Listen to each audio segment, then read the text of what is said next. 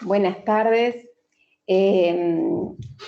Como algunas cosas más operativas, les vamos a pedir a cada participante que escriba el nombre y el apellido, que no aparezca el nombre de la computadora, así después les podemos dar certificados por esta actividad. Y bueno, y si es posible prender las cámaras, así podemos interconectarnos más, sería mejor. Agradecerles a los expositores, agradecerles a los participantes. Para nosotros empezar Semana del Corazón y empezarla con un evento como este por el Día Internacional de la Hipercolesterolemia es muy importante. Hoy inicia esta semana y fue una decisión de iniciarla un viernes específicamente para que esté este evento incluido en nuestra semana. Y bueno, y esto junto con todo el enfoque de la Comisión con las Cardiopatías Hereditarias para nosotros tiene mucha relevancia, dado que venimos en un proceso de disminuir la mortalidad precoz, y esto tiene mucho impacto. La mortalidad precoz viene disminuyendo lentamente, pero viene entre 30 y 69 años. En el 2011 teníamos una mortalidad de 120 cada 100.000 habitantes, ahora estamos a 102 personas cada 100.000 habitantes. Eso está en un continuo descenso, pero tenemos que seguir. Y estas acciones que impactan en población joven, tenemos que seguirlas trabajando. Así que agradecerles al doctor Mata, que sabemos que con los horarios, agradecer su grabación y a todos los expositores para esta actividad. Le doy la palabra a Jimena Reyes, que es la referente del programa Génico en nuestra comisión, y ella va a hacer toda la presentación de la jornada. Muchas gracias. Bueno, gracias Laura. Bueno, bienvenido a todos. Bienvenido, agradecemos a los participantes, bienvenidos a los expositores, a los panelistas. Yo los voy a presentar. Les agradezco que un viernes a esta hora estén acá.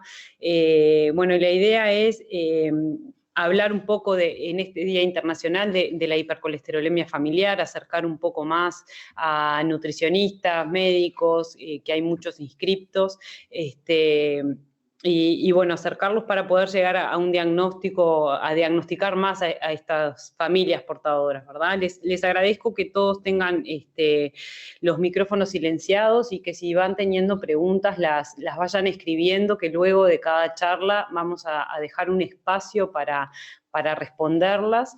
Un agradecimiento especial al doctor Mata, que lo voy a presentar para quienes no lo conocen. El doctor Mata es médico internista, es un referente en hipercolesterolemia familiar en el mundo. Es el presidente de la Fundación de Hipercolesterolemia Familiar de España y el presidente de la Red Iberoamericana de Hipercolesterolemia Familiar. Pedro, es un honor contar con tu presencia hoy, y bueno, te doy unos minutos para que puedas hablar un poco, presentarte y después ya poner tu charla. Muy bien, buenas tardes a todos. Muchas gracias, Ximena, por tus palabras. Y bueno, yo únicamente voy a ser breve y recordando que estamos ante el Día Internacional de la Hipercolesterolemia Familiar, pues bueno, yo únicamente quería deciros es hacer una llamada global a la acción para concienciar tanto a los pacientes con HF, a la población en general y a los profesionales sanitarios de la importancia de la detección de la hipercolesterolemia familiar.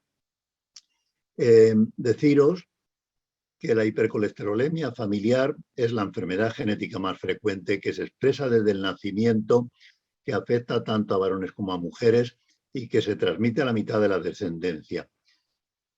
Por tanto, es un problema de salud pública que está poco reconocido y mal gestionado, y su diagnóstico precoz debería ser una prioridad para todos los sistemas sanitarios. La detección precoz, además, deberíamos realizarla ya en la edad pediátrica, porque es aquí cuando vamos a poder evitar precisamente que estas personas puedan desarrollar un infarto de miocardio. Esa detección, como hemos dicho, es precisamente podemos evitar un infarto prematuro en edades jóvenes. Y simplemente les voy a dar unos datos. Esto es un estudio que nosotros hemos hecho en España con datos de práctica clínica real, pero que es extrapolable a cualquier país. El resumen sería que por cada 6 pacientes adultos que nosotros detectamos y tratamos, en los próximos 10 años vamos a evitar un infarto de miocardio o una muerte cardiovascular. Por lo tanto, como ven ustedes, no hay una intervención más rentable que la detección y tratamiento de la hipercolesterolemia familiar precoz en salud pública. Y estos son los mensajes que yo les quería transmitir. Muchas gracias.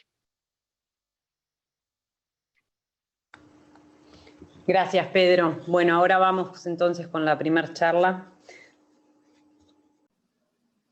Buenas tardes.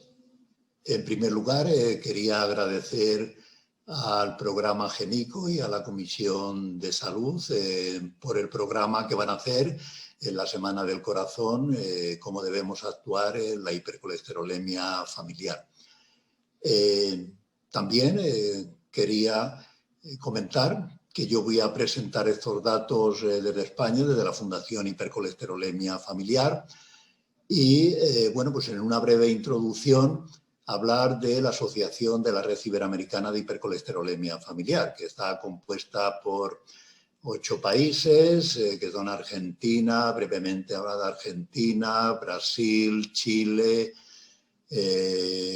Uruguay, México, Portugal y España. Y últimamente, bueno, pues también fuimos los socios fundadores, entró Colombia. Entonces, bueno, pues es una importante red que engloba un número muy importante de habitantes de Iberoamérica. Vamos a empezar hablando, pues, qué es la hipercolesterolemia familiar y mostrando unos datos. La hipercolesterolemia familiar, su prevalencia se calcula en 1 de cada 250 personas. Aproximadamente hay 2,5 millones de personas con hipercolesterolemia familiar en Latinoamérica, y que si lo extrapolamos con su población a Uruguay, podemos estar hablando de unos 15.000 uruguayos que presentan hipercolesterolemia familiar. Pero fíjense ustedes lo importante que va a ser detectar y tratarlo, porque estas personas pueden hacer un infarto de miocardio entre los 35 y 50 años. Con lo cual, puede verse disminuida su esperanza de vida en 20 a 40 años. Y la hipercolesterolemia familiar sigue estando infradiagnosticada e infratratada a pesar de ser la enfermedad genética más frecuente en el humano. Por lo tanto, es un reto de salud pública y su detección y su tratamiento debería ser obligatorio. Por este tema, en el año 2020 se produjo pues, una llamada a la acción en la que colaboramos pues, cerca de 60 países, en los que por supuesto estaba también Uruguay, estos países, como hemos dicho, de la red iberoamericana. Entonces, en estas recomendaciones que se dieron en ese momento, bueno, pues lo que se animaba es tanto a los profesionales sanitarios como a las autoridades sanitarias a que había que concienciar sobre la importancia de la hipercolesterolemia familiar, la importancia de la organización de apoyo y detección, el hacer a veces pues, organizaciones de pacientes, el hacer el test genético en los países que dispongan de ellos, por supuesto, el tratar ya precozmente a los adultos y a niños, hacer un seguimiento y control de esta población. Y luego también se dio un mensaje muy importante, la importancia de los registros. Y eso es lo que vamos a ver también, la importancia de los registros, pues por ejemplo, en la investigación y lo que hemos dicho, pues en esa concienciación de la hipercolesterolemia familiar. Y para esto les iba a decir que, bueno, nosotros desde España, la Fundación Española de Hipercolesterolemia Familiar fue creada en 1997 por pacientes y profesionales sanitarios, pero es una organización singular. Los objetivos, lo que ya hemos hablado en esa llamada a la acción, concienciar y ayudar a las familias con hipercolesterolemia familiar y tratar de influir en las políticas de salud, fomentar la detección y el tratamiento precoz. Bueno, nosotros hemos conseguido ya varios objetivos que no me voy a extender, pero lo que sí ya les voy a contar enseguida pues es el registro español de hipercolesterolemia familiar. Y que también estamos persiguiendo desde hace tiempo un programa nacional de detección de la hipercolesterolemia familiar, que como he dicho anteriormente, el programa GENICO ya logró su aprobación hace unos años por el Ministerio de la Salud de Uruguay. Antes de seguir, pues ustedes están preguntando ¿y cómo vamos a sospechar o a diagnosticar la hipercolesterolemia familiar? Bueno, yo les quiero transmitir que es muy fácil. Nosotros tenemos que tener en mente que una persona que tenga un colesterol total alrededor de 300 miligramos de decilitro, con un colesterol LDL mayor de 220 miligramos de decilitro y que tiene algún familiar menor de 18 años con el colesterol total elevado, o bien un familiar ya mayor de 18 años también con ese colesterol elevado, que va a ser un poquito mayor, o enfermedad cardiovascular prematura en algún familiar, o datos exploratorios o signos físicos, pues hombre, vamos a estar casi en presencia de una hipercolesterolemia familiar. Pero yo les quiero enfatizar que muchas veces lo que lo vamos a ver, los signos físicos como santomas, etcétera, pues muchas veces no se ven. Por lo tanto, una persona con el colesterol alto que tiene familiares menores de 18 años y mayores de 18 años con el colesterol elevado, prácticamente vamos a estar en presencia de una hipercolesterolemia familiar.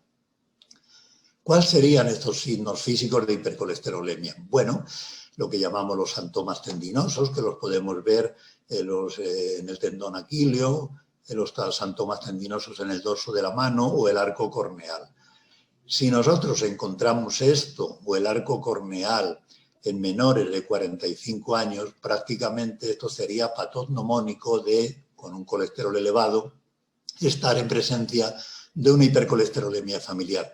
Pero quiero destacar que esto no se suele ver en más, aproximadamente en 13 el 14% de los pacientes con hipercolesterolemia familiar pueden presentar santomas. El arco corneal es un poquito más frecuente. Por lo tanto, esto no nos va a servir. Por eso el diagnóstico es fundamentalmente los datos de colesterol con los antecedentes familiares de tener el colesterol elevado.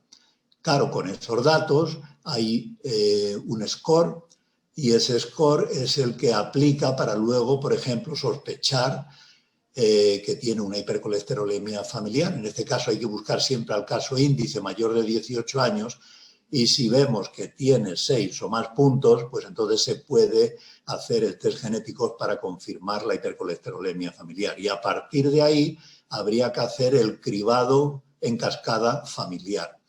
Entonces, bueno, pues lo que yo les he dicho, fíjense ustedes la importancia. Si ya tenemos una persona que buscamos, en el mejor caso en la familia, que tiene un colesterol LDL por encima de 250, son 5 puntos.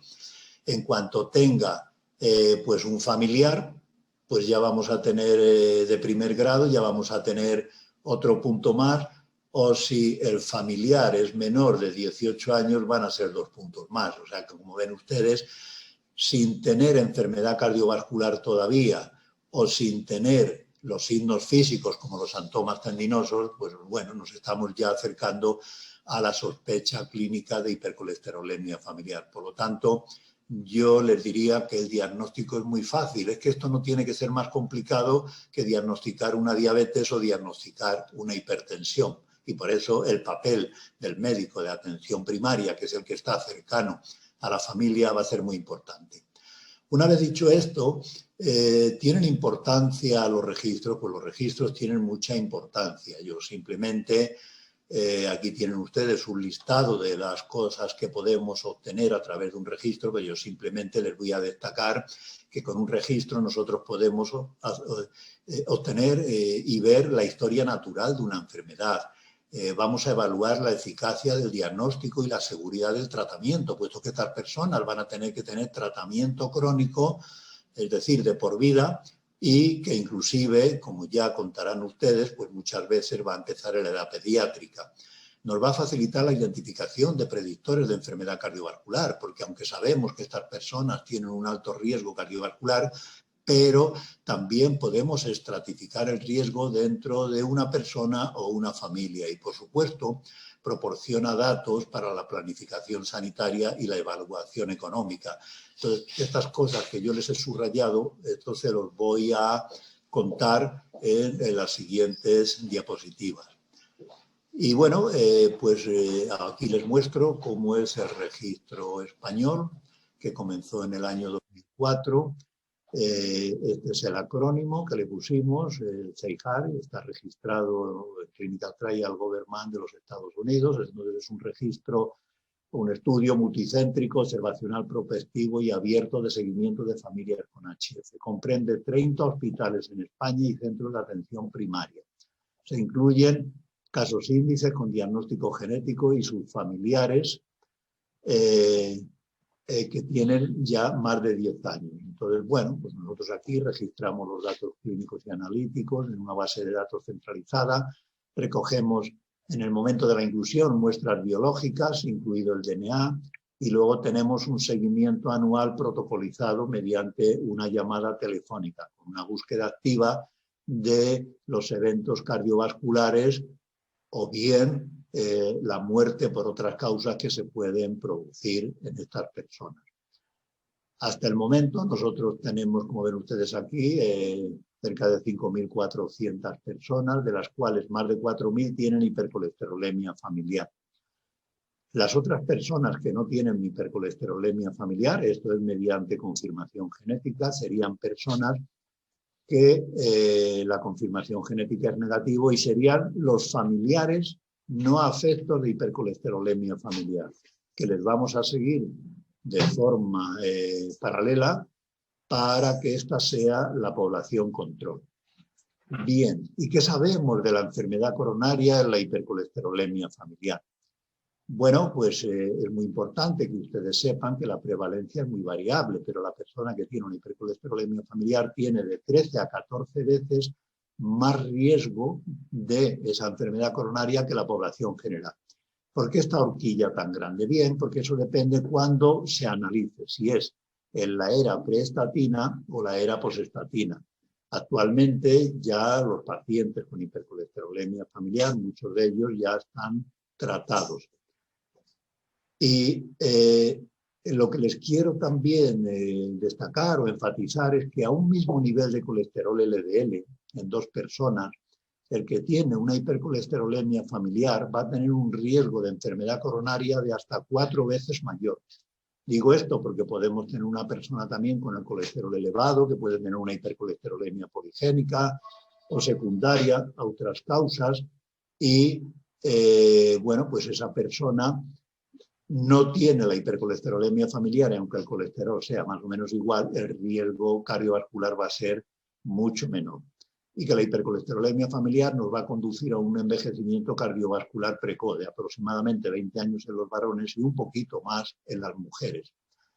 Nosotros, en este estudio de seguimiento, estos ya son datos de este estudio de seguimiento, pues quisimos analizar, aunque la aterosclerosis es universal y se va a afectar todo el árbol arterial, es decir, el árbol coronario, el árbol cerebrovascular y el árbol periférico, quisimos ver cuáles eran las manifestaciones de la enfermedad cardiovascular. Y como pueden ver ustedes, la manifestación más importante es la coronaria, seguida de la cerebrovascular y de la arteriopatía periférica. Y cuando comparamos con los familiares no afectos, pues ven ustedes que la enfermedad cerebrovascular pues no hay tantas diferencias. Por lo tanto, podemos decir que las personas con hipercolesterolemia familiar, la principal manifestación clínica y subclínica va a ser la aterosclerosis coronaria. ¿Y qué hay acerca de la lipoproteína? Esto es importante que ustedes conozcan ya el papel de la LPA. Es una molécula de ApoB derivada de numerosos fragmentos repetidos similares al plasminógeno y unidos a una partícula de ApoB. Pero lo importante es que las personas que tienen niveles elevados de LPA aumenta claramente su riesgo cardiovascular aunque tengan una hipercolesterolemia familiar. Y es muy importante conocer esto porque los niveles de LPA generalmente son heredados y aproximadamente lo van a tener elevados el 20% de la población en rango heterogénico. ¿Qué decimos rango heterogénico? Pues que tienen unos niveles superiores a 50 miligramos de decilitro. Y bueno, existen muchos retos pendientes respecto al cribado de la LPA, su diagnóstico y su manejo. Nosotros hemos contribuido, mediante este estudio de seguimiento CEIJAR, pues empezar a conocer, por ejemplo, y a delimitar cuáles son los niveles de riesgo de LPA, que es lo que yo les decía. Pues en estas curvas de supervivencia nosotros empezamos a ver que a partir de los 50 miligramos se separan las curvas de supervivencia y es cuando empiezan estas personas a tener mayor riesgo cardiovascular. Además, si nosotros tenemos una persona que tiene hipercolesterolemia familiar y LPA elevada, aquí tienen ustedes estas curvas de supervivencia, pues el riesgo de tener una enfermedad cardiovascular va a ser 4 veces mayor que la persona que solo tiene la hipercolesterolemia familiar o que solo tiene elevada la LPA. Por eso es muy importante también en las personas con hipercolesterolemia familiar determinar los niveles de LPA.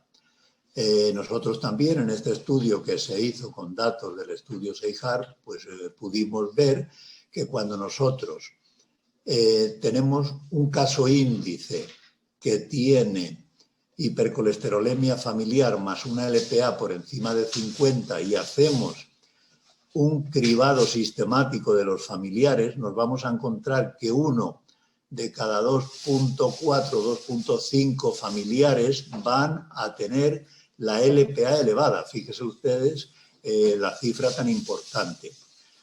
Si nosotros hacemos ese cribado en el caso índice que tiene hipercolesterolemia familiar también y LPA por encima de 50, nos vamos a encontrar que una de cada 3.4 personas en ese cribado familiar, es decir, los familiares de ese caso índice van a tener también LPA por encima de 50 e hipercolesterolemia familiar. Por eso, la importancia de la determinación de la LPA en las personas con hipercolesterolemia familiar. Y para su tranquilidad les diré que la medición de la LPA es muy barata. Vamos, en España puede costar una media de 3 o 4 euros la determinación de LPA, que tampoco hace falta hacerla de forma sistemática, sino sobre todo hacerla pues una vez en la vida, porque de momento con los fármacos que tenemos no la podemos bajar. Sí, en el futuro se están desarrollando fármacos dirigidos expresamente para bajar los niveles de LPA.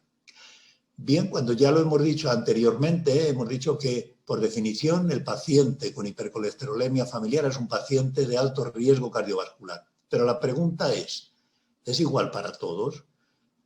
Pues la respuesta yo creo que ustedes también la van a decir. Pues indudablemente el riesgo no es igual para todos. Y más en el siglo XXI, en la era de la medicina personalizada, nosotros tenemos que individualizar el riesgo. Por lo tanto, necesitamos estratificar el riesgo en las personas también con hipercolesterolemia familiar. Nosotros en el 2017 hicimos la primera publicación de una ecuación de riesgo dirigida únicamente a los pacientes con hipercolesterolemia familiar. Y ven ustedes aquí que con 8 predictores, que los tienen ustedes aquí, la edad, pues claro, el ser varón tiene más riesgo, la historia previa de enfermedad cardiovascular clínica, la hipertensión, el sobrepeso, el ser fumador y unos niveles elevados de LDL más la LPA por encima de 50, pues son predictores importantes que nos van a definir el riesgo a 5 y 10 años. Y esta ecuación tiene un índice de precisión de 85%. Esta ecuación ustedes la pueden encontrar en esta página web y se la pueden también bajar y la pueden tener en la consulta cuando ven a un paciente. La ecuación de riesgo Seijar nos va a ayudar a mejorar la estratificación del riesgo e inclusive nos puede servir para guiar una terapia más intensiva, sobre todo con los nuevos fármacos, como son los inhibidores de la PCSK9, y que son caros fármacos que no se pueden dar a todos los pacientes. Esta ecuación, bueno, pues más o menos es parecido a como el diseño que hizo la ecuación de Framingham. Y ustedes, bueno, pues aplicando, si el paciente tiene varios de esos criterios, pues bueno, van a ver el riesgo a 5 o 10 años. Hasta ahora, claro, hay que validarla con otros países. Recientemente, el registro francés ha validado en su población esta ecuación y han encontrado que la ecuación de riesgo Seijar es un poderoso predictor de riesgo cardiovascular en la población francesa. Entonces, bueno, nosotros pensamos que también en Latinoamérica pues, puede ser un fuerte predictor de riesgo. ¿Por qué digo también esto? Porque nosotros compartimos muchas mutaciones comunes y en función de la mutación también la expresión fenotípica de la hipercolesterolemia familiar pues puede ser diferente. Además de, bueno, de estos factores de riesgo que ya han visto ustedes, que son factores de riesgo clásico, otro papel que recientemente se está poniendo, se le está dedicando énfasis y que nos puede servir también para estratificar mejor el riesgo en algunos pacientes con hipercolesterolemia familiar, sería la presencia de aterosclerosis subclínica. Entonces nosotros en el estudio Seijar, con 440 pacientes, hicimos un angioTAC coronario con una edad media de 46 años, el 52% eran mujeres, que quiero también enfatizar que en este registro prospectivo, como ahora es muy importante el género, que en este registro pues el 52% son también mujeres y el 48% son varones, es decir, que las mujeres están perfectamente representadas. Entonces lo que nosotros nos encontramos, estos fueron en personas sin enfermedad cardiovascular clínica, nos encontramos que la presencia de calcio score lo tenían ya el 56% de las personas con hipercolesterolemia familiar, repito, sin presencia de enfermedad cardiovascular clínica, más frecuente, por supuesto, en los varones. Y algún grado de estenosis estaba presente en 46%, también más frecuente en los varones. Cuando a nosotros analizamos algún grado de estenosis, pues vimos también que la estenosis, como hemos dicho, era más frecuente en los varones que en las mujeres. Por décadas, pues vemos que, claro, a mayor edad, pues hay mayor riesgo de tener algún grado de estenosis coronaria.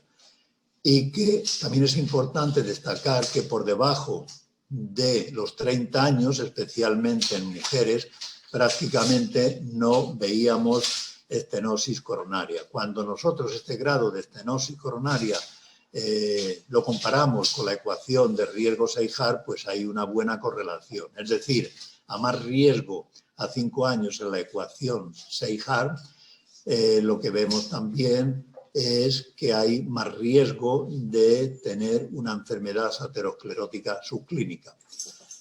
¿Y cuáles son los objetivos de colesterol LDL en adultos con hipercolesterolemia familiar? Bueno, yo nada más les dejo esta diapositiva pues un poquito para reflexionar, porque en función de si las guías son las guías europeas, si son las guías americanas, si son, bueno, pues otras guías, nosotros podemos encontrar que no son igual los objetivos en LDL. Lo que sí está claro que nosotros tenemos que conseguir en los pacientes con hipercolesterolemia familiar una reducción relativa superior al 50%. El objetivo en LDL, claro, en prevención primaria y secundaria, según las guías europeas, pues se ha puesto, claro, que debe ser por debajo de 70 o por debajo de 55. Según las guías de la American Heart Association, pues sería menos, por debajo de 100 o por debajo de 70. Todo esto lo digo porque, claro, todos los pacientes con hipercolesterolemia familiar con el mismo criterio o individualizamos el riesgo. Claro, lo que está claro que nosotros no podemos decir, pues a todos los pacientes hay que bajarles esto o esto, sino que tenemos que individualizar el riesgo. Y ese riesgo lo podemos individualizar con la ecuación de riesgo Seijar. Una vez que nosotros decidimos que hay que empezar a tratar, prácticamente todos los pacientes adultos con hipercolesterolemia familiar van a tener que recibir tratamiento hipolipemia antifarmacológico. Entonces, bueno, por supuesto, el tratamiento siempre va a ser secuencial.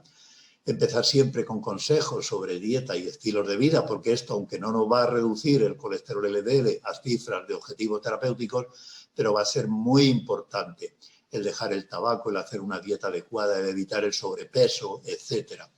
Y empezar con estatinas de alta intensidad. ¿Qué significa esto? Que hay que empezar con atorvastatina o rosuvastatina, siempre que estén disponibles en los países. Porque son bueno, pues las estatinas que más van a reducir el LDL. Bien, si nosotros a los 3 meses vemos que no hemos conseguido el objetivo en LDL, combinamos con 2 fármacos, que serían estatinas de alta intensidad más ezetimiba. Si el LDL continúa elevado después de 3 meses de tratamiento, pues tendríamos que valorar el incluir un inhibidor de la PCSK9 en el tratamiento con estatinas y ezetimiba, es decir, la triple terapia. Pero fíjense ustedes, yo les voy a mostrar con datos de práctica clínica real lo difícil que es conseguir en las personas con hipercolesterolemia familiar objetivos en el LDL. Nosotros, cuando empezamos el registro, ya había bastantes personas en tratamiento y tenían un LDL a la inclusión de 163.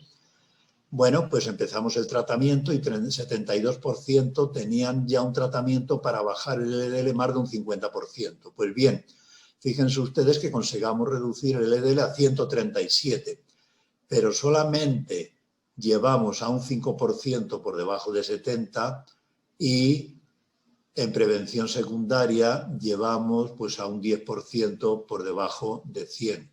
Claro, si dijésemos por debajo de 130 en prevención secundaria ya tendríamos un 40%. En el tema de los niños también vimos cómo estaban. Entonces, la media de seguimiento de colesterol LDL era 138, pero solamente teníamos en ese momento a menos del 70% de la población infantil con estatinas. Nosotros, claro, hemos ido evolucionando y entonces en este estudio más reciente el 83% de los pacientes ya tenían un tratamiento para alcanzar un LDL superior, una reducción del LDL superior al 50%.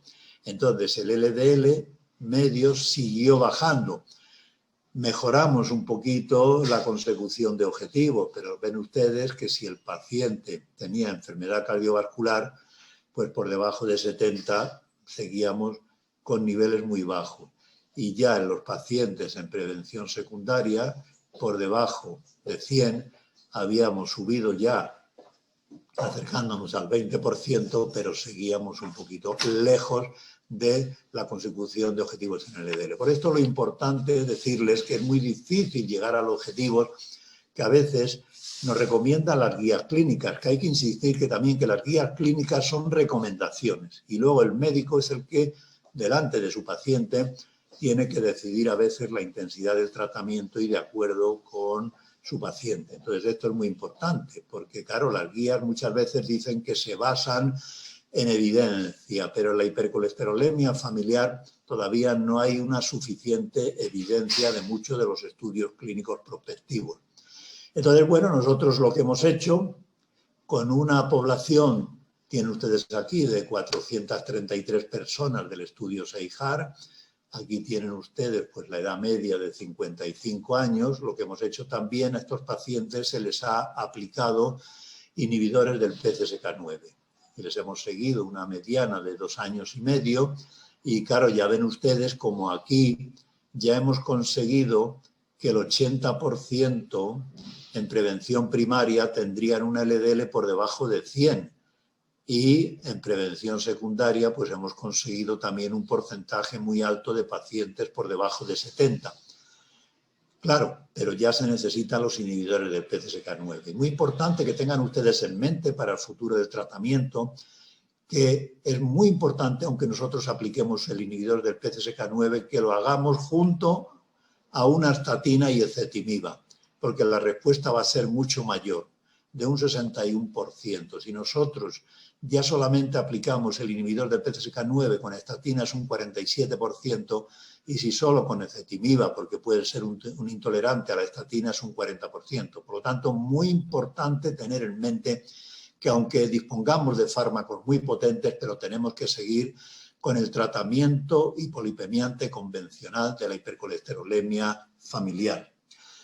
Y bueno, ya nos estamos acercando al final y yo les quería mostrar datos reales también de un estudio de coste-eficacia de lo que sería una estrategia de detección de la hipercolesterolemia familiar.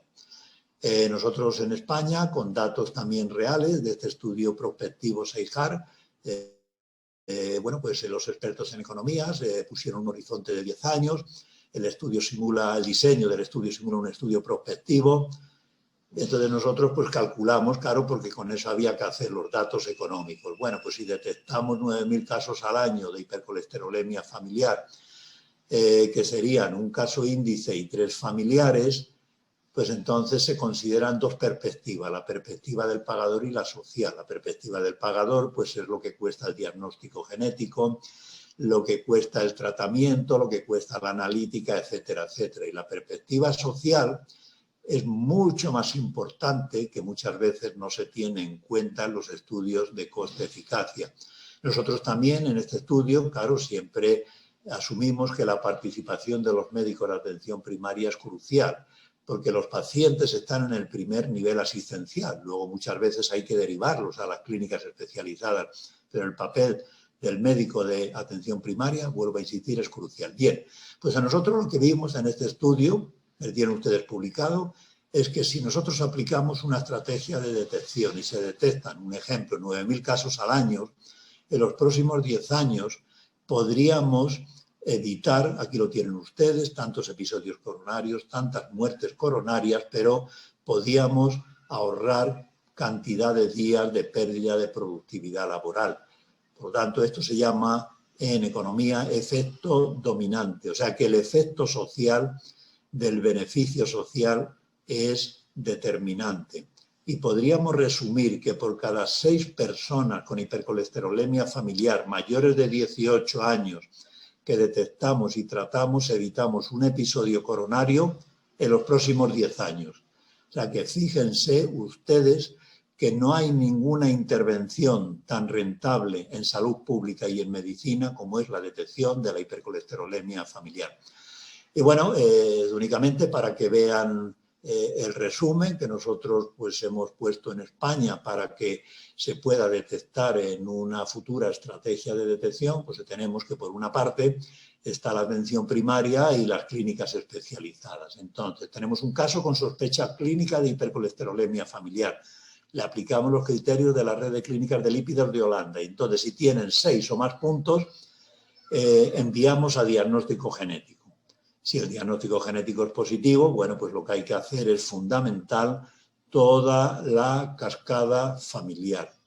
Y bueno, pues luego ya ponemos en marcha los pasos para el tratamiento y ya todos los niveles asistenciales pueden intervenir. La atención primaria puede seguir con los casos controlados que están menos graves.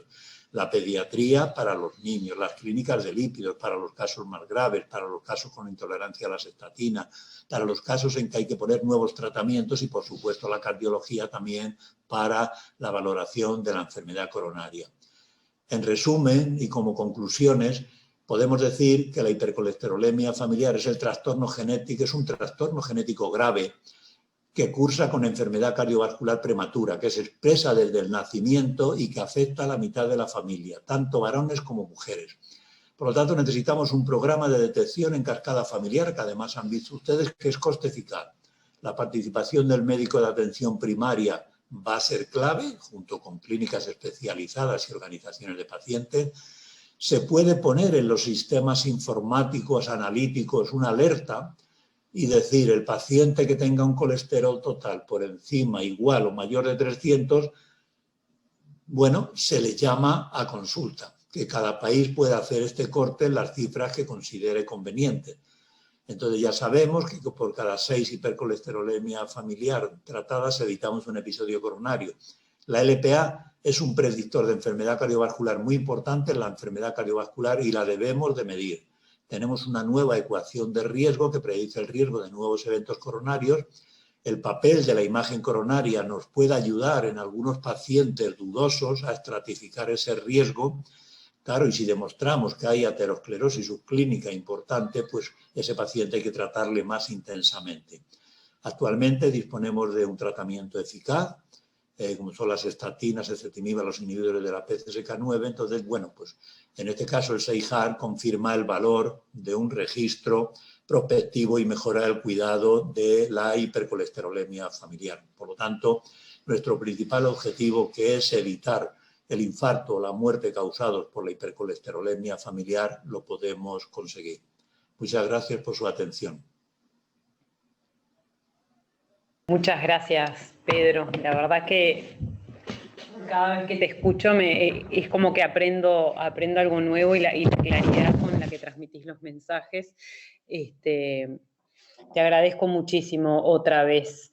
Quería decirle a los participantes, si tienen alguna pregunta, que la vayan escribiendo y nosotros se la hacemos al doctor Mata, o preguntarle al resto de los expositores o panelistas también, que pueden activar su micrófono y hacerles preguntas también. Yo aprovecho y voy a presentar a los panelistas que van a participar con nosotros en el taller, que son el doctor Franco Peverelli, que es internista y diabetólogo, profesor adjunto de la Clínica Médica 3 del Hospital Maciel, y me contaron que va a ser el próximo presidente de la Sociedad Uruguaya de Aterosclerosis. Gracias, Franco, por tu participación, y el doctor Diego Abdala, que es pediatra, cardiólogo infantil, profesor adjunto de la Clínica Pediátrica AB del Centro Hospitalario Pereira Rosell. Bienvenido, doctor Abdala, muchas gracias por la participación de ambos. Les doy la palabra por si alguno quiere hacer alguna pregunta al doctor Mata. Pedro, en cuanto al tratamiento en niños, tenemos varios pediatras. Bueno, una de las expositoras es la doctora Maurente, es pediatra, y uno de los panelistas, y quería consultarte sobre el tratamiento en niños, qué experiencia tenés, si es seguro tratarlos, cómo comienzan con el tratamiento, a partir de qué edad. Sí, bueno, es una pregunta muy interesante que nos hacemos continuamente. Nosotros en España hemos decidido, también hicimos unas guías de práctica clínica, que se puede empezar a tratar a los niños con hipercolesterolemia familiar a partir de los 10 años. Por supuesto, antes de los 10 años hay que tratarles. O sea, claro, siempre hay que empezar con las medidas dietéticas, que va a ser muy importante, porque lo que se adquiere en la infancia se va a mantener en la edad adulta.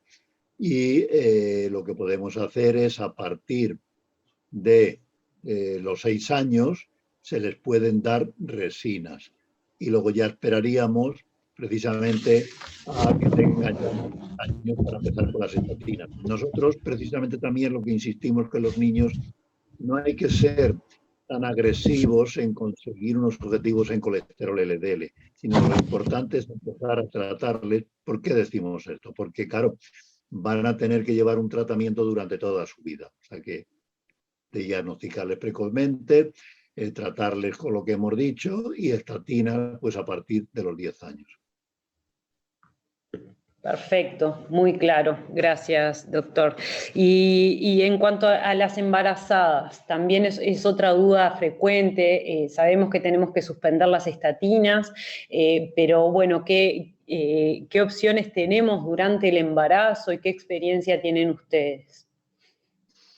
Bueno, nosotros yo creo que teníamos las mismas inquietudes y las mismas dudas que vosotros, pero fijaros que recientemente, os lo digo porque esto podéis bajarlo de la página web de la FDA americana, recientemente ha salido un aviso en el que no hace falta suspender las estatinas bueno, pues por ejemplo, lo que se decía antes, que había que suspender las estatinas, X tiempos, etcétera, que cuando ya una mujer además ya se había embarazado, había que suspender las estatinas.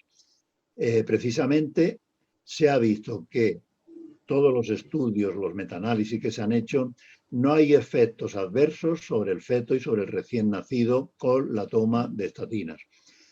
Y, por lo tanto, lo que se ha hecho en este panel de la FDA es que es sobrevalorar los efectos adversos frente a los potenciales beneficios que tiene. Entonces, es decir, lo que nosotros sí que ya recomendamos, claro, que lo ideal sería durante los 2-3 primeros meses del embarazo intentar no tomar nada, pero a partir del primer trimestre, una embarazada, si tiene mucho riesgo cardiovascular o bien ha tenido ya un infarto de miocardio, esta mujer debe seguir tomando estatinas. Y es más, se ha extendido, si esta persona tiene una hipercolesterolemia familiar homocigota, inclusive no se debe suspender el tratamiento de estatinas durante todo el embarazo. O sea, yo creo que esta es una importante conclusión que acabamos de ver. Nosotros en la práctica clínica real, claro, pues muchas veces cuando preguntábamos a las mujeres, pues yo me he encontrado con muchas mujeres pues, que claro, yo pues claro, me quedé embarazada y yo no me di cuenta. Claro, había tomado las estatinas inmediatamente antes y a lo mejor las estuve tomando pues 1 o 2 meses después. Claro, ¿qué hemos estado viendo? Pues que realmente no ha pasado nada. Entonces yo creo que me he extendido un poquito, pero yo creo que este aviso de la FDA es muy importante y así se lo debemos de transmitir a las mujeres y no crear esa incertidumbre y ese miedo con el tema de las estatinas. Perfecto, muchas gracias. Bueno, le doy la palabra a la doctora Andrea Boucher, que está levantando la mano. Aprovecho para presentarla, que va a ser quien nos va a hacer la siguiente exposición. La doctora Boucher es profesora adjunta de la Clínica Médica 3 del Hospital Maciel, es miembro del Consejo Nacional de Hipercolesterolemia Familiar, una colaboradora realmente del programa desde sus inicios. Adelante, Andrea, bienvenida. Bueno, muchas gracias de nuevo por la invitación, un gusto, y un gusto, doctor Mata, escucharlo. Y bueno, era un poco eso, sí, la pregunta de qué hacíamos con las embarazadas, y es verdad, ¿no? 2017 la FDA cambió la categoría de las estatinas y empezaron a aparecer muchos estudios hechos en mujeres con alto riesgo de preeclampsia. Y bueno, una de las preguntas era eso, ¿no? Si ahora seguimos con las estatinas, porque nos pasa lo que usted decía. Muchas veces, sí, planificamos el embarazo, nos da el tiempo para suspender, y otras veces las pacientes no tienen menos acceso a los servicios de salud y ya llegan con un embarazo de captación tardía y recibiendo la droga. Y obviamente no... En las pocas pacientes que tuvimos con este caso no vimos efectos teratogénicos sobre sobre el feto. Y la otra cosa que queríamos preguntar es la plasmaféresis, porque, por ejemplo, en nuestro hospital está disponible, pero no lo tenemos disponibles en todos los lugares, y bueno, y plasmaféresis sí, y si es seguro en el embarazo.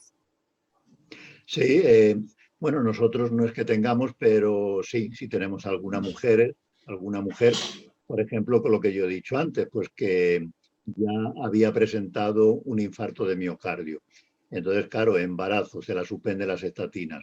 Entonces, en estos casos, como no sabíamos esas últimas recomendaciones ya de seguridad, pues entonces se ha usado la plasmaféresis. ¿A partir de cuándo? Habitualmente de los 3 o 4 meses. O sea, siempre hemos intentado evitar el primer trimestre, igual que ahora con las propias estatinas. Bueno, aunque parece que no pasa nada, pero yo creo que los 2 o 3 primeros meses, cuando se está formando y desarrollando el embrión, pues bueno, yo creo que ahí lo podríamos evitar. Pero va a ser un tiempo muy cortito y la plasmaféresis es otra alternativa.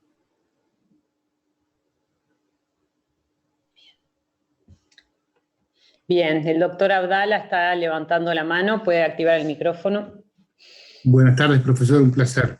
No sé si Lucía, la doctora Maurenta, hablar sobre el tema, pero yo le quería preguntar su opinión sobre lo que preguntó la doctora sobre la féresis en los niños. ¿Estaría recomendada, según lo que dice la literatura, en niños mayores de 7, 8 años, o hasta los 7, 8 años? Y nosotros no tenemos experiencia.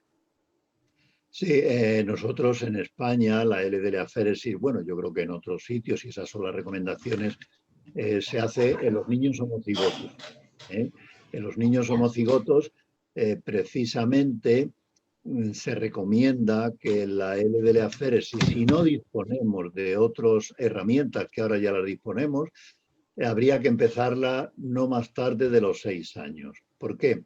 Porque los homocigotos no es tan importante a veces el riesgo coronario, sino lo más grave es el que desarrollen una estenosis valvular aórtica, que ahí ya no podemos revertirla, sino que hay que ir al reemplazamiento valvular quirúrgico. Por lo tanto, la L-de-la-féresis se puede empezar a partir de los 6 años y es segura, lo que pasa es que ahora yo también, bueno, ya he aprovechado su pregunta, porque ahora ya disponemos de nuevos fármacos. Por ejemplo, claro, ya a un niño se le puede dar ya estatina, ezetimiba, y hay un nuevo fármaco que es la lomitapide, que puede añadir un descenso adicional a los dos anteriores de un 40%, pues empezamos a ver que la L-de-la-féresis en algunos casos, claro, los que son mutación de alelo defectuoso y que tienen un fenotipo clínico menos grave, pues a veces podemos ya eliminar la L-de-la-féresis, y en otros casos, pues a lo mejor la podemos espaciar. Además de lo que he dicho, el lomitapide, bueno, esto no es el momento, pero están saliendo otros nuevos fármacos que yo creo que en el futuro la L-de-la-féresis va a ser cada vez más excepcional. Bueno, muchas gracias, doctor Mata. Vamos a continuar con las siguientes presentaciones, así nos atrasamos. Ahora vamos con la segunda charla, que también es un video de la doctora Boucher, a quien ya presenté. Hola, ¿cómo están? Bueno, muchísimas gracias por la invitación, un gusto estar con ustedes y qué placer escuchar al doctor Mata. Y hoy queremos ver cómo hacemos para lograr los objetivos de LDL colesterol en pacientes con hipercolesterolemia familiar. Estas son las guías nacionales que hicimos en 2019 con un grupo de colegas y donde para hipercolesterolemia familiar hicimos recomendaciones basadas en evidencia. Y sabemos que los pacientes con hipercolesterolemia familiar son de alto riesgo y que deben recibir tratamiento con estatinas ante la sospecha clínica. Y esto quiere decir que no voy a esperar a tener el estudio genético para empezar el tratamiento del paciente. Las estatinas han modificado el curso natural de la hipercolesterolemia y cuanto más temprano las iniciamos, la supervivencia sin eventos vasculares para estos pacientes se iguala con la población general. Como objetivos nos propusimos lograr la disminución del 50% de los valores de LDL colesterol, y para eso sabemos que se van a requerir dosis altas de estatinas y estatinas de alta intensidad. De no lograr los objetivos, también se recomienda que se asocie ezetimibe, y en aquellos casos de homocigotos o pacientes con hipercolesterolemias graves que muestren una refractariedad a pesar de la combinación de fármacos, podemos utilizar la plasmaféresis de LDL y como punto de corte establecimos LDL colesterol de 300. También, aunque no están disponibles en el país, recomendamos que en aquellos pacientes que no se lograban los objetivos, se podía plantear el uso de inhibidores de la proteína subtilicinquexina convertasa tipo 9, que son anticuerpos monoclonales, y acá mencionamos evolocumab y alirocumab, que eran los que hay suficiente evidencia para ello. ¿Qué dicen las guías europeas? Y estas son las guías de 2019 de la Sociedad Europea de Cardiología y de Aterosclerosis. Los pacientes, ustedes van a ver que hipercolesterolemia familiar que haya tenido un evento o que tenga un factor de riesgo cardiovascular mayor asociado son de muy alto riesgo. Y cuando no tuvo el evento y no tiene factores de riesgo, son pacientes de alto riesgo. Entonces, vamos a tener que ir a los objetivos, que son 55 miligramos de decilitros, llegar a un LDL colesterol de 55 y de 70 respectivamente. ¿Qué vamos a utilizar? Estatinas. ¿Y cuáles estatinas? De alta intensidad. En nuestro país contamos con rosuvastatina y atorvastatina. Ahí están representadas las dosis para lograr el objetivo de reducir el 50% del colesterol total. Y si no lo puedo hacer, bueno, podemos emplear la asociación con ezetimibe, que inhibe la absorción de colesterol intestinal, uniéndose a nivel del enterocito de la proteína del Niemann-Sack tipo 1. Y los estudios, ¿no?, cuando sale el Impruvit, no solo demuestran que ayuda, combinado a la estatina, a reducir los valores del LDL colesterol, sino el Impruvit en pacientes que habían tenido infarto agudo de miocardio, que se usó sin vastatina más ezetimibe versus placebo, estos pacientes tuvieron menos eventos cardiovasculares. Así que no solo baja el valor, sino reduce el riesgo de eventos cardiovasculares. Y como hablábamos, ¿no?, aparecen los inhibidores de la proteína succinquexina convertasa tipo 9, que son anticuerpos monoclonales, evolocumab y alirocumab, que al inhibir la proteína, ustedes saben que la proteína interviene en la degradación del receptor de LDL, por lo tanto, hay más receptor de LDL y hay una disminución de LDL a nivel plasmático, y consecuentemente va a haber una disminución de la ApoA y de la lipoproteína A. Y aparece este nuevo fármaco, que es el inclisiran, y el inclisiran es un ARN sintético intermediario que se va a unir al ARN de la proteína succinquexina convertasa tipo 9 a nivel hepático.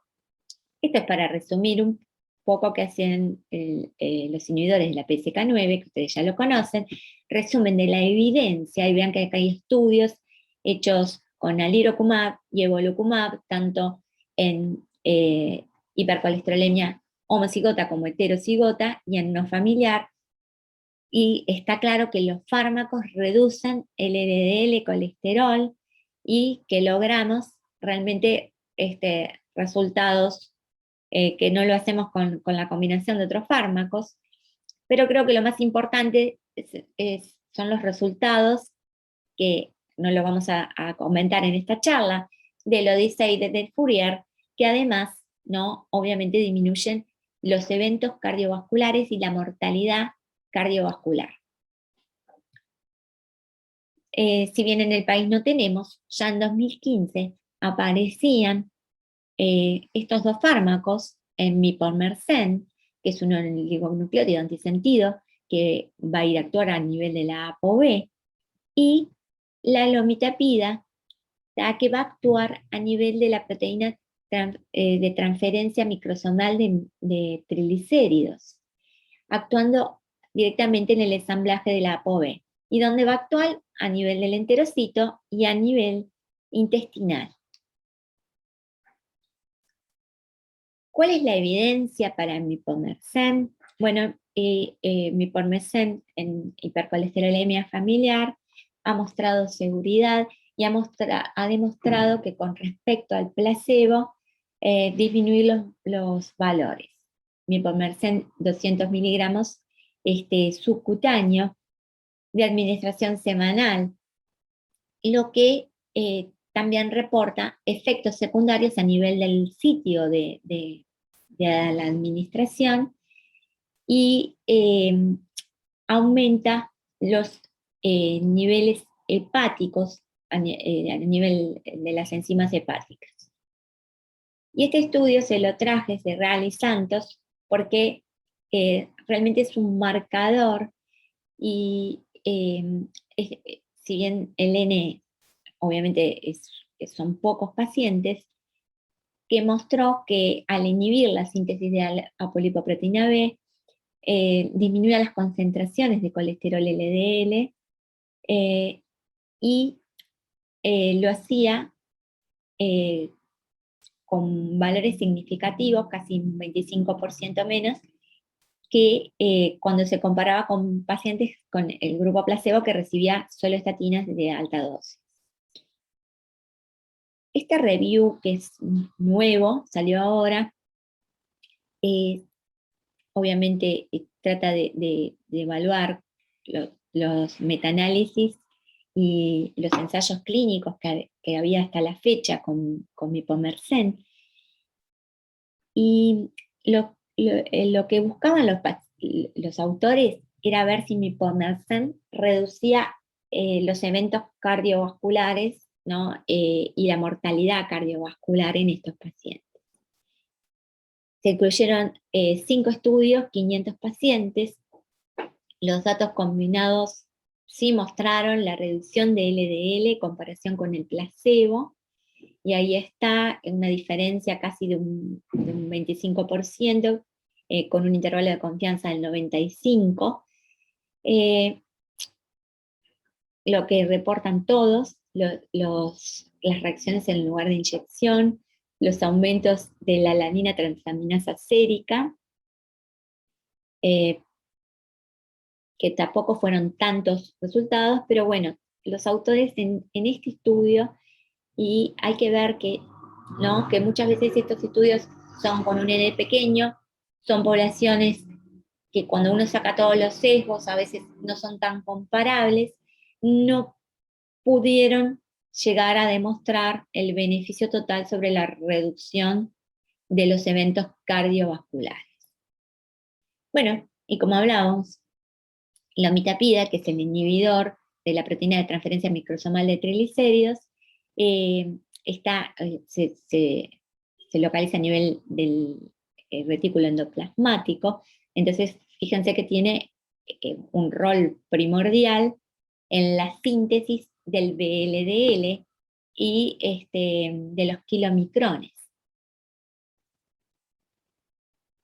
Acá hay un resumen, ¿no? Para que ustedes vean que es un fármaco que lleva mucho tiempo y se vienen reportando serie de casos, ensayos clínicos, ensayos controlados, están las guías, aunque no lo conozcamos tanto, y inhibe la transferencia de lípidos por unión, como decíamos, a la proteína de transferencia microsomal de triglicéridos a nivel hepático e intestinal.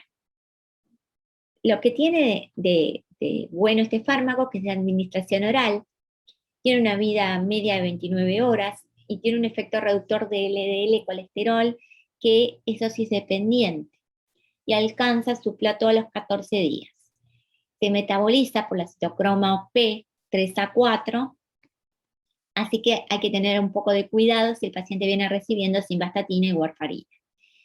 En hipercolesterolemia familiar homocigota, que es nuestro gran dolor de cabeza, hemos demostrado que su eficacia se mantiene en el tiempo, que los efectos gastrointestinales, que son sobre todo la elevación de enzimas hepáticas, dispepsia, tienden a disminuir con el tiempo, y que cuando se produce el aumento de las transaminas, basta con la interrupción temporal del fármaco y siempre ver si no hay que discontinuar algún otro fármaco que venga recibiendo el paciente. Bueno, y como hablamos, inclisiran ARN sintético intermediario que va a unirse al ARN de la PSK9, ha demostrado ser un tratamiento eficaz en pacientes con hipercolesterolemia familiar heterocigota, y este es un estudio que está en la New England, lo pueden ir a buscar. Se incluyeron 482 adultos con hipercolesterolemia familiar heterocigota, y se les indicó inclisiran sódico a dosis de 300 miligramos, o placebo, ¿tá? Y se dio el día, ahí están del día 1 al 450, y los autores marcaron como endpoint los cambios porcentuales a nivel del colesterol del día 500 al día 510, y los valores absolutos a nivel de colesterol entre día 90 y 140, y si vamos a ver a la primera gráfica, en cambios porcentuales, el cambio de LDL colesterol con respecto al placebo, ¿no? Vean cómo disminuye con inclisiran. Vean en los valores absolutos la disminución, ¿no?, del LDL colesterol, ¿no? Vean que por valores cercanos al 100, acá están los pacientes, las poblaciones son bastante comparables, 240 con placebo y 242 con inclisiran, y los cambios en porcentaje y en valores absolutos de la proteína PSK9. Estos son estudios, el Orion 10, si bien incluyó algunos pacientes con heterocigotas, son pacientes con efectos cardiovasculares, y realmente vean la reducción del LDL colesterol, del porcentaje del LDL con inclisiran, y con respecto, la diferencia con respecto al grupo placebo, que fue estadísticamente significativa. Y tenemos un nuevo fármaco, el evinacumab, y el evinacumab va a inhibir la angiopoyetina tipo 3. Ustedes saben que la angiopoyetina tipo 3 tiene efectos sobre la lipoproteína lipasa y sobre la lipasa endotelial. Con esta inhibición va a haber una disminución del VLDL colesterol y del LDL colesterol.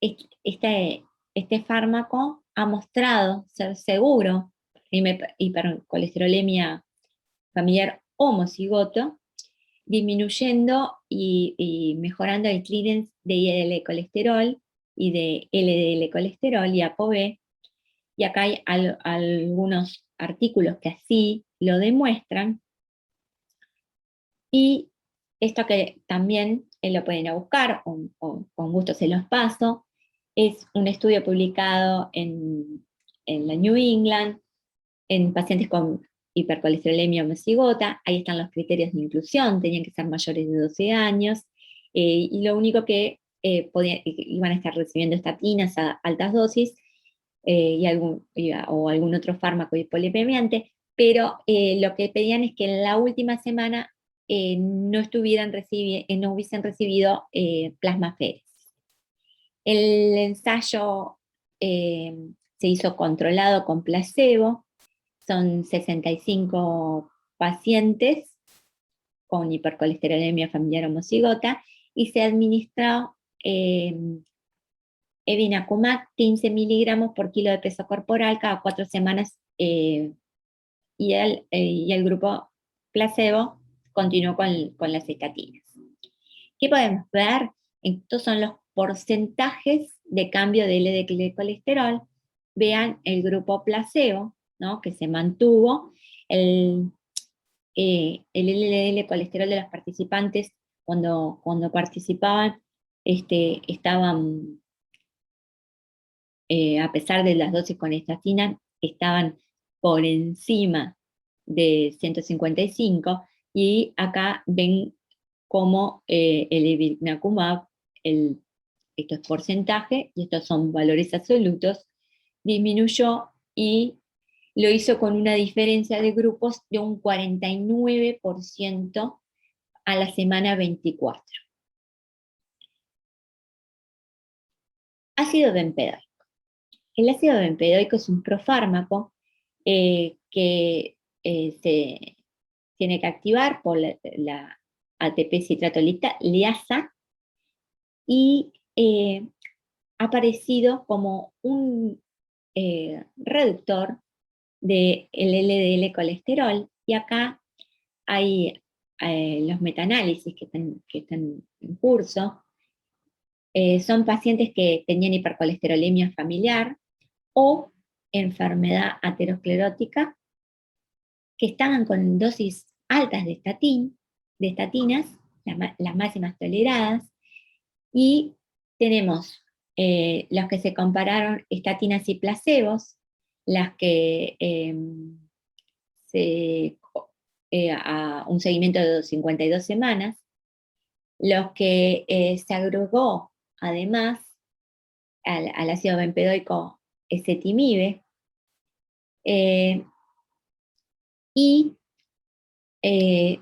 tanto los pacientes que estaban con estatinas solas versus el grupo que asoció estatinas más ácido bempedoico, logró mayor disminución del LDL colesterol, así como el grupo que combinó ácido bempedoico con ezetimibe.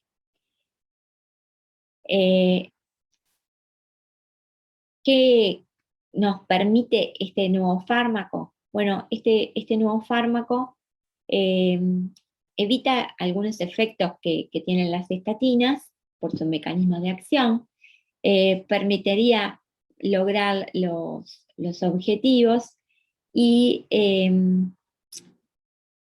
también es un fármaco que ha demostrado ser una buena combinación con ezetimibe. ¿Qué pasa cuando no logro con el tratamiento farmacológico? Y bueno, como bien lo recomendamos, tenemos la féresis. La féresis de LDL también remueve citocinas inflamatorios, mejora el funcionamiento endotelial, remueve moléculas de adhesión vascular y intercelular, disminuye factores protrombóticos, y obviamente va a remover moléculas como la PCK9 y la ApoC. Y si todo eso no existiera, y ustedes saben que el trasplante hepático ha sido, ¿no?, que es controversial, ha sido planteado como un tratamiento para la hipercolesterolemia familiar homocigota, que obviamente con todos los riesgos que trae, no es el tratamiento de primera línea. Entonces, ¿qué nos vamos a llevar hoy?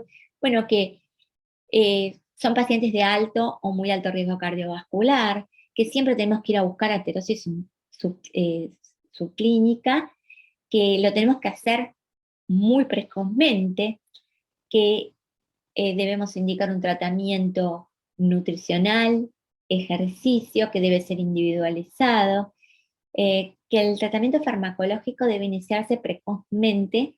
Esta es una patología que yo no voy a ir a confirmar. Ante la sospecha debo empezar estatinas, por todo lo que ya hablamos. Asociemos ezetimibe y otros hipolipemiantes, niacina, secuestradores, lo que podamos disponer, que si no lo logramos, asociemos inhibidores de la PCSK9, que lomitapide y mipormersen están indicados en hipercolesterolemia familiar homocigota, aunque nos ha costado mucho que lleguen al Uruguay. Y lo que tenemos nuevo para compartir son evinacumab, inclisiran y ácido bempedoico, y seguramente aparezcan nuevos fármacos, porque en los últimos años las investigaciones han sido muchas, y por suerte, y que lleguen al Uruguay. Hoy es el día de la hipercolesterolemia, ténganlo presente, piénsenlo en los pacientes, y bueno, una fotito del Hospital Maciel, donde siempre los esperamos. Muchas gracias. Gracias, Andrea. muy clara también, para escuchar varias veces la charla. No sé si tú querés hacerle alguna pregunta, aprovechar que tenemos al doctor Mata o al doctor Peverelli, o si ellos tienen algún comentario en cuanto a la presentación. Yo, aprovechando que está Mata, porque nosotros acá en Uruguay tenemos carencias de algunos de estos fármacos debido a la población pequeña nuestra, la industria no los ha traído. Entonces nosotros nos manejamos habitualmente con las estatinas, el ezetimibe y bueno, la aféresis de LDL en algunos casos seleccionados, en pocos casos. Nosotros no tenemos experiencias con los inhibidores de la PSCK9, con el inclisiran, porque no lo tenemos disponible acá en el Uruguay. Ni que hablar del mipomersen ni la lomitapida, como dijo Andrea recién. Esto nos interesa sobre todo la parte de experiencia clínica, de qué porcentaje de pacientes terminan con inhibidores de la PSCK9 y la experiencia clínica del doctor Pedro Mata en cuanto al tratamiento con estos nuevos fármacos. Es una pregunta para Pedro. Bien, los inhibidores, claro, el problema es el coste de los inhibidores. En España tenemos los dos inhibidores, evolocumab y alirocumab, disponibles. Claro, se dispensan por el sistema público. Entonces, hay unas normas. Por ejemplo, para dispensarlos, el paciente tiene que estar con el máximo tratamiento tolerado disponible, es decir, una statina de alta intensidad con ezetimiba. Y si a pesar de eso sigue con un colesterol LDL por encima de 100, se podría dispensar. Pero luego, claro, el fármaco es de dispensación hospitalaria, y lo que pasa es que luego cada hospital también o cada comunidad autónoma pone algunos filtros. O sea, que no es fácil. Nosotros, en este registro, que es de ámbito nacional, el SEIJAR, tenemos aproximadamente entre un 15 a un 20% de los pacientes con hipercolesterolemia familiar que seguimos están ya con inhibidores de la PCSK9.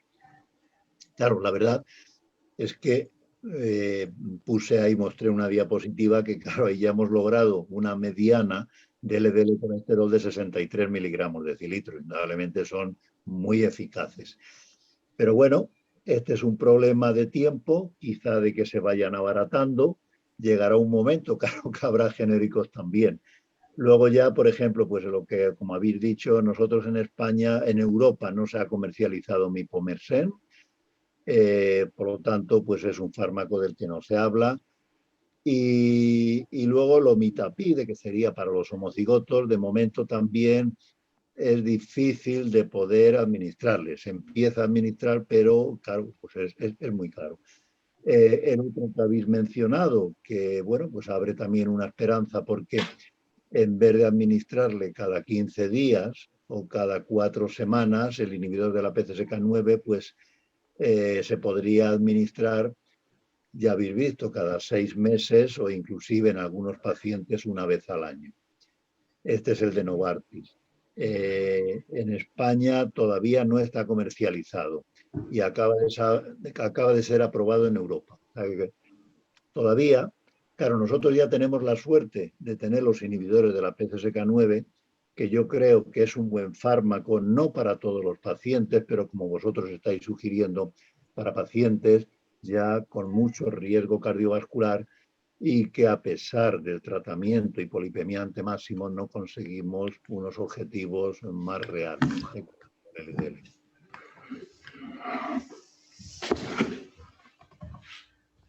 Gracias. Gracias. Bueno, ahora vamos a continuar con la charla de la doctora Lucía Maurente. Ella es pediatra, es profesora adjunta de la Clínica Pediátrica B del Centro Hospitalario Pereira Rosell. Voy a ponerte por aquí la presentación. Bueno, bienvenida Lucía y adelante. Bueno, muchas gracias por la invitación. La verdad que es un placer poder participar y aprender con ustedes. ¿Vos me vas pasando, Jimena? Sí, yo te voy pasando. Entonces vamos a empezar con el recorrido, que vamos a hablar un poco sobre las generalidades, la clínica, el diagnóstico, el tratamiento, y después en base a algunas conclusiones. En cuanto a las generalidades, nosotros sabemos que es una enfermedad, la siguiente, es una enfermedad hereditaria que aparece desde el nacimiento, esta alteración, que forma parte dentro de las dislipemias primarias y dentro de ellas las monogénicas familiar, en donde se da una falla en el catabolismo de las LDL. Esto lleva a un aumento del LDL colesterol a nivel del plasma, lo que produce un estado inflamatorio crónico que determina una aterosclerosis acelerada. El grosor de la íntima media es una medida anatómica del grosor de la pared arterial que se asocia con la aterosclerosis a nivel de las arterias coronarias y se mide a través del ecodoppler de los vasos de cuello, que es una medida indirecta de aterosclerosis subclínica que se podría utilizar y ya se ven cambios a partir de los 8 años. En cuanto a la parte genética, el 90% se debe a una alteración en el gen del receptor del LDL colesterol. Y un 10% restante es debido a otras alteraciones, como es a nivel del gen de la apolipoproteína B, a nivel de la proteína convertasa subtilisina tipo 9, y en menor proporción, menos del 1%, en donde se da la alteración a nivel del gen del receptor del LDL tipo 1, que esta sería la única que sería con una herencia autosómica recesiva. Siguiente. En cuanto a las formas clínicas, entonces, tenemos dos formas. La hipercolesterolemia familiar a forma heterocigota, que es sobre la cual nos vamos a referir mayoritariamente porque es la más frecuente, y la hipercolesterolemia familiar a forma homocigota, que es la que tiene la herencia autosómica recesiva. Siguiente. En este cuadro podemos ver las características en donde tenemos que la heterocigota es la enfermedad más frecuente, 1 en 250 pacientes, tiene un riesgo de enfermedad cardiovascular aumentado por 10 veces y sus manifestaciones aparecen entre la tercera y la cuarta década de la vida. Por eso es tan importante, como vamos a ver después, el pensarla para poder diagnosticarla. Necesitamos la presencia de un progenitor con hipercolesterolemia familiar, y en cuanto al perfil lipídico, tenemos valores de colesterol total mayores a 300, con un LDL mayor a 185, donde los triglicéridos son normales. Es asintomática en la etapa de la infancia y en la adolescencia. En cambio, la homocigota es mucho menos frecuente, 1 en 250.000 a 1 en 1.000.000, aumenta el riesgo de la enfermedad cardiovascular por 100 veces, y en esta silla aparecen algunas alteraciones y eventos a nivel de la primera o segunda década de la vida. Necesitamos los dos progenitores con la hipercolesterolemia familiar. Su perfil lipídico tiene valores mucho más elevados, un colesterol total de 600 a 1000 con un LDL mayor a 400 y mantiene los triglicéridos normales.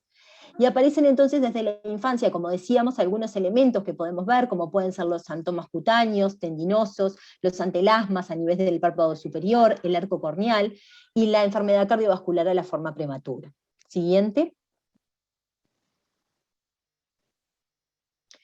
Este cuadro es para mostrar y reforzar la historia natural de la hipercolesterolemia familiar a forma heterocigota. Como dijimos, en las primeras décadas de la vida no hay manifestaciones, el arco corneal en la etapa pediátrica es muy infrecuente, y sí aparecen después, ya en la tercera, en la cuarta década, la enfermedad coronaria ya instituida.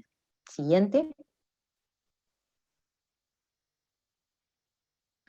En cuanto al diagnóstico, es muy importante decir que esta enfermedad está subdiagnosticada, y está en nosotros, los pediatras, poder pensarla e irla a buscar. Es una enfermedad que nosotros tenemos que ir a hallar el caso índice para después poder ir a buscar en cascada invertida los antecedentes, las personas que tienen la hipercolesterolemia familiar, para poder hacer prevención primaria y promoción a partir de nuestra generación también. A través de un tamizaje, que acá podemos hablar de un tamizaje universal versus un tamizaje selectivo. En nuestro país no está pautado el uso del tamizaje universal, como puede ser en Argentina, que ya lo realizan a partir del 2014, que utilizan el tamizaje universal a todos los escolares, entre los 6 y los 11 años, y después entre los 17 y los 21 años. Dejan por fuera la etapa puberal, porque por las características fisiológicas de la pubertad pueden haber alteraciones a nivel del perfil lipídico. En nuestro país usamos un tamizaje que es selectivo. ¿Y qué quiere decir esto? Quiere decir que lo usamos en aquellos pacientes siguientes en los cuales tienen factores de riesgos propios, como puedan ser hipertensión arterial, diabetes, obesidad, enfermedades propias que sabemos que alteran el perfil lipídico, como puede ser una enfermedad de Kawasaki, una enfermedad renal, enfermedades inflamatorias crónicas, o el uso de fármacos también, y en aquellos en los cuales tenemos que conocemos el antecedente familiar de dislipemia conocida, o padres con un colesterol total mayor a 240 miligramos decilitros, o en aquellos que tienen antecedentes familiares, tanto de primer nivel como de segundo nivel, con cardiopatía isquémica o accidente cerebrovascular prematura. Es decir, en hombres menores a 55 años o en mujeres menores a 65 años. Siguiente. El diagnóstico entonces de la hipercolesterolemia familiar a forma heterocigota es la presencia del antecedente familiar en uno de los dos padres o el antecedente de enfermedad cardiovascular prematura. En el examen físico, la presencia de desantomatosis en familiares adultos con hipercolesterolemia familiar. En cuanto a los estudios bioquímicos, el colesterol total mayor a 240 miligramos decilitros pretratamiento y un LDL colesterol mayor a 160 miligramos decilitros pretratamiento. Y en cuanto a los estudios genéticos, el que tenga un alelo de LDR, el receptor mutado, sabiendo que no es prescindible el diagnóstico genético para comenzar el tratamiento o el avance en el screening familiar. Siguiente. En el diagnóstico de la hipercolesterolemia familiar a forma homocigota, como decíamos, es la autosómica recesiva, necesitamos de ambos padres con la hipercolesterolemia familiar a forma heterocigota, excepto en la autosómica recesiva y el antecedente de enfermedad cardiovascular. En cuanto al examen físico, la xantomatosis o la enfermedad aterosclerótica cardiovascular, y los valores bioquímicos, como ya dijimos anteriormente, y en el estudio genético las dos alteraciones genéticas. Siguiente. Entonces, para poder diagnosticar, es importante saber que en mayores de 2 años, los niños que tengan un LDL colesterol mayor a 190 miligramos decilitros, o un LDL mayor a 150 miligramos decilitros, con el antecedente familiar de hipercolesterolemia familiar con confirmación genética, y o enfermedad coronaria prematura en uno de los padres. Siguiente. Estos son criterios utilizados en la bibliografía, que nosotros en la edad pediátrica no los utilizamos lo que dijimos anteriormente. Nosotros sabemos que la utilización únicamente del colesterol total dentro del screening en el perfil lipídico sirve y tiene una alta especificidad y sensibilidad para el tamizaje de esta hipercolesterolemia familiar. O sea que solamente ya con el colesterol total podemos iniciar la búsqueda de la hipercolesterolemia familiar. Siguiente. En cuanto al tratamiento, el objetivo va a ser disminuir el riesgo de los eventos cardiovasculares basados en 3 pilares: la dieta saludable, el ejercicio y los fármacos. En cuanto al ejercicio, lo recomendable es la realización del ejercicio diario de moderada a gran intensidad, por lo menos 1 hora diaria.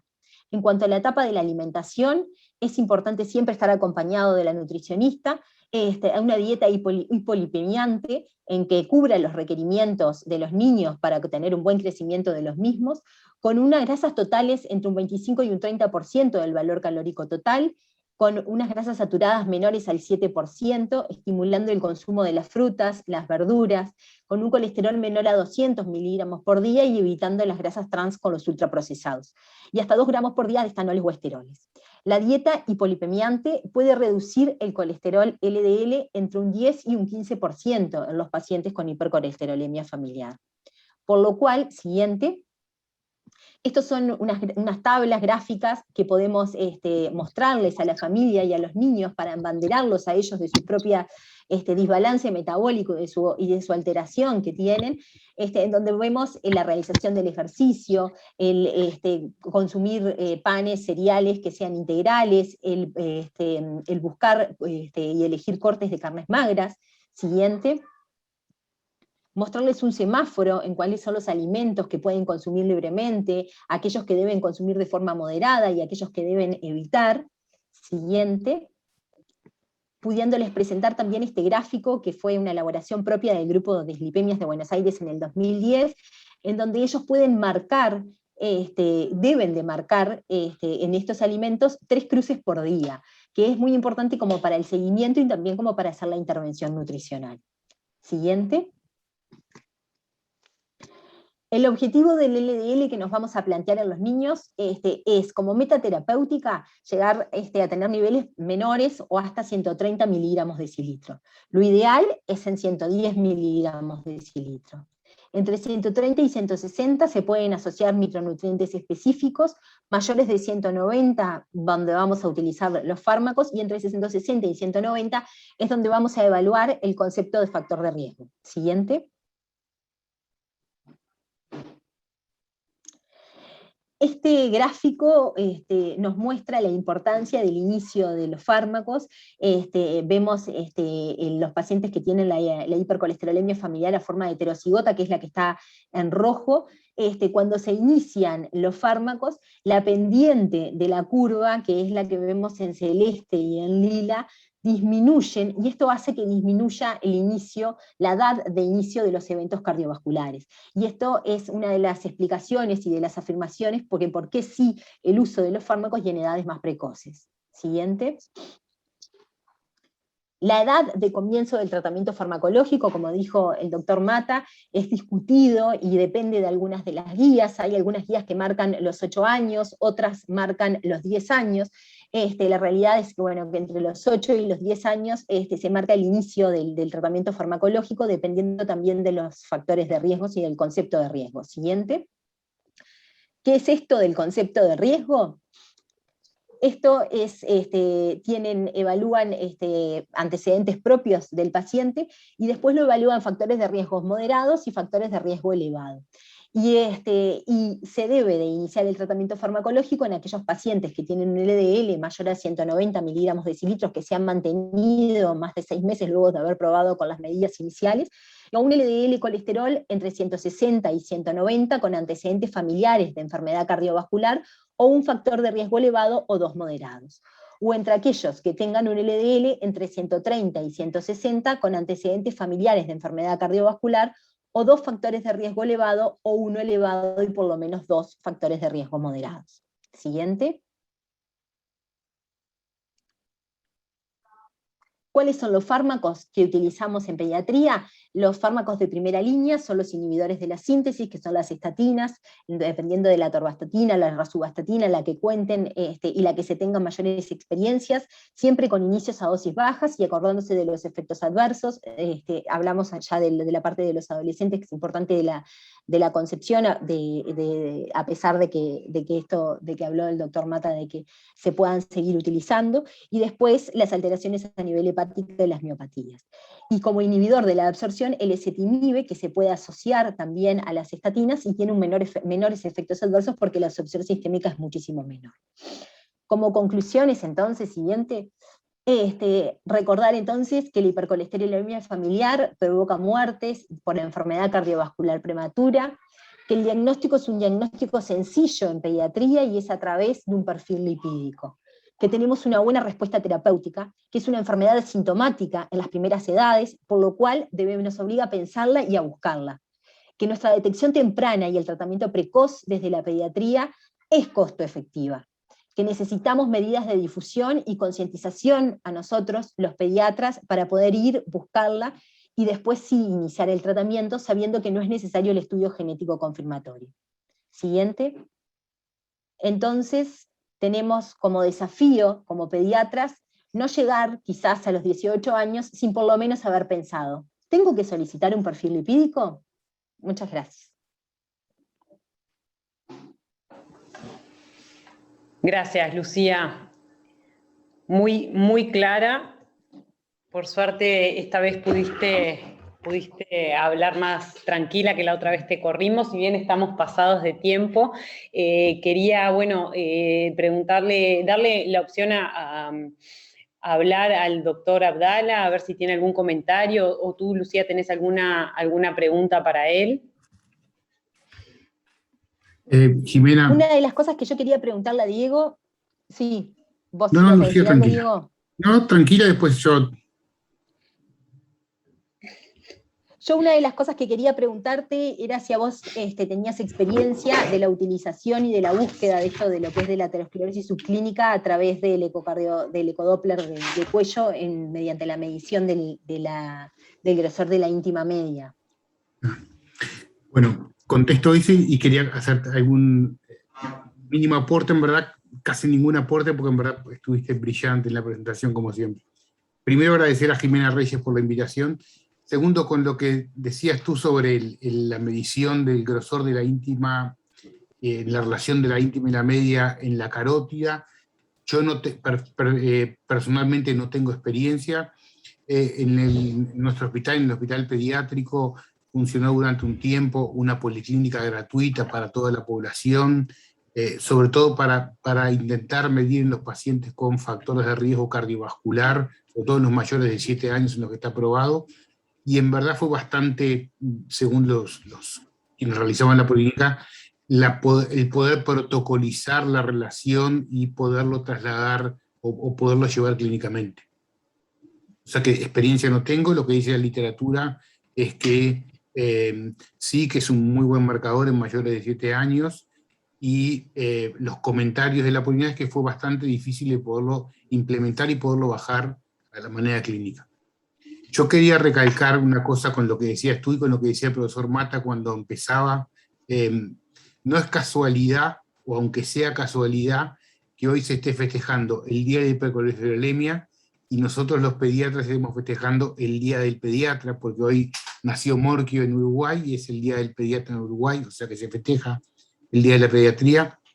Y como decía el doctor Mata, y bueno, y como decía Lucía muy bien, en verdad somos los pediatras los que somos en parte grandes responsables de poder diagnosticar estos pacientes, por varias cosas.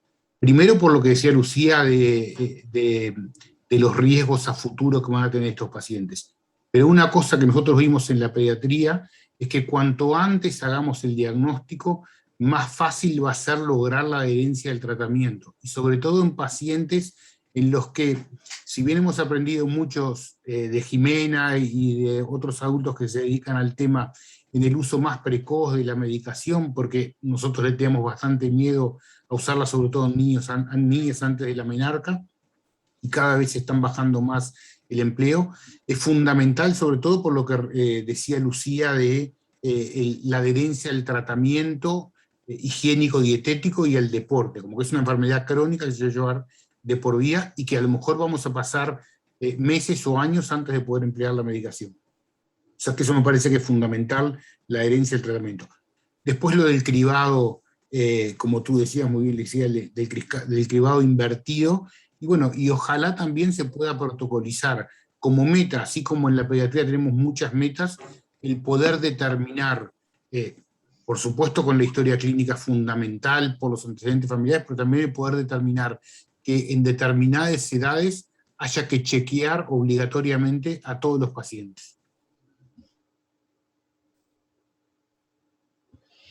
Muchas gracias, Diego. Bueno, voy a seguir yo con la presentación, que es la última. Les agradezco a todos que ya estamos pasados 10 minutos y que siguen ahí. No sé si está el doctor Mata, nuevamente agradecerle, que son la 1 de la mañana ya en España. Y bueno, yo voy a contar un poco, muy breve, son 2 minutos, el trabajo que hemos estado haciendo hace años con la hipercolesterolemia en Uruguay. Tenemos un programa nacional para la detección y atención de estos pacientes, de estas familias, ¿no? Es una enfermedad genética, entonces nosotros vemos familias que formalmente tiene una ley que salió en el 2012 y fue reglamentada en el 2013, y lo que dice la ley es que crea este programa, este registro nacional. La importancia de los registros ya lo dijo el doctor Mata y yo no voy a detenerme en eso, pero bueno, ¿por qué esta ley? Si bien el programa y se están viendo pacientes desde el año 2000, 2001, ¿por qué sale la ley? Bueno, para prevenir la muerte súbita y la enfermedad cardiovascular en estas familias, que son casi estimados entre 14.000 y 15.000 según la prevalencia mundial reportada de uruguayos que tienen esta enfermedad. y a través de la identificación familiar en cascada, ya sea, ¿no?, reverso a través de la identificación de niños o a través de la identificación de los adultos, poder llegar a identificar y a diagnosticar todas estas familias, no solo con hipercolesterolemia familiar, sino también con otras dislipemias primarias, como puede ser la lipoproteína A, que como dijo el doctor Mata, muchas veces acompaña a estos pacientes con hipercolesterolemia familiar y que no debemos olvidar cuando sospechamos una dislipemia genética, un HF, solicitar la dosificación. Lo que dice la ley establece la participación de instituciones, o sea, nosotros trabajamos con las instituciones, somos un centro de referencia de las instituciones, y este es el esquema que estamos manejando actualmente, y como ven acá está separado por una línea punteada, hay una parte que sucede en la institución, acá, este esquema de funcionamiento que está separado, como les decía, con una línea punteada, hay una parte que pasa en la institución de asistencia y otra parte que sucede en la comisión, en la unidad coordinadora de este programa. A nosotros nos llega, o sea, en la institución el médico, tanto el pediatra como el médico de atención primaria, especialista o no, sospecha esta enfermedad, o a través del laboratorio también llegan muchos pacientes, plantea primero la sospecha clínica, y ahí, si en la institución hay una policlínica de referencia que trabaja directamente con nosotros a través de una historia clínica electrónica, ya nos llega al paciente a través de esta policlínica de referencia. Estamos en la Médica Uruguaya, en Casa de Galicia, bueno, en el Hospital Maciel también. Y bueno, nos estamos reactivando, que ahora con la pandemia bajó un poquito la actividad de estas policlínicas, pero bueno, en caso de que en la institución donde trabajen no tenga esta policlínica de referencia, nos llega directamente a nosotros en la comisión cardiovascular. Ahí lo que se hace es, se tiene una consulta de asesoramiento para diagnóstico clínico, se le hace un asesoramiento clínico del riesgo y de la hipercolesterolemia familiar, ver qué riesgo tiene, qué indicación tiene de estudio genético o no. Se hace la historia familiar, se le hace el asesoramiento genético y se centraliza la historia, no solo del paciente, sino de la familia. ¿Ah? De acuerdo, bueno, si se le indica o no, siempre se le realiza una devolución, un informe de resultados, si se le hace el estudio genético, del estudio genético, y si no, de la consulta, que a veces puede demorar un poco porque, bueno, se le solicitan datos familiares y se termina de evaluar el caso como para terminar de definir si tiene indicación o no de estudio genético o de tratamiento. Y lo importante es, bueno, eso, el seguimiento compartido, más allá de que se haga el estudio familiar o el estudio genético, digo que hay que hacer el estudio clínico familiar, y bueno, ver la posibilidad de ingresar a otros programas si no cumple los criterios para ingresar al programa génico. Estos son los datos de Uruguay. Actualmente en el registro tenemos 1.300 pacientes. Esto es un 10% de los, casi un 10% de los pacientes posiblemente portadores en el Uruguay. De estos 1.300 tenemos 449 con estudio genético. De estos 449 pacientes, 196 son casos índices y 253 son familiares. Un total de 263 individuos con un estudio genético positivo. No quiere decir que los otros no sean clínicamente una hipercolesterolemia familiar, simplemente que 2% de los posibles personas con hipercolesterolemia de Uruguay tienen estudio genético que así lo afirma. Esto es importante porque marca un mayor riesgo en estos pacientes, permite el cribado familiar, pero bueno, no es lo único. Como ya les decía, tenemos con dislipemias severas y con un diagnóstico clínico 400 familias, perdón, con este diagnóstico. Esta la voy a pasar y bueno, las conclusiones son un poco las que dijeron todos. Sepan que en Uruguay tenemos un programa para la atención de estos pacientes, que es importante incluirlos en el registro por todo lo que dijo el doctor Mata. Y acá les dejo los datos de contacto para si tienen un paciente y contactarnos médicos o cualquier nutricionista o desde el laboratorio, cualquiera nos puede contactar a través de esos números de contacto, o mismo el paciente también nos puede contactar.